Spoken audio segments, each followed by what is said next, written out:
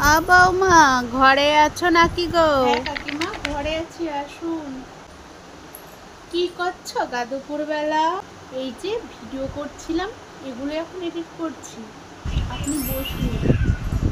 বউটা কি ভালো গা, বসতে বললো বসে পড়ি। এবার একটু পিছনে লাগে। তা বলছি বৌমা, তুমি যে সারাক্ষণ ধরে ভিডিও বানাও, তোমার ভালো লাগে? কাজ নেই, কর্মদিন সারাদিন শুধু এই কুচুটে কাকিমাটা সব বউদের পিছনে লেগে বেড়ায়। কোন মজা দেখাচ্ছি আজকে, দাঁড়াও।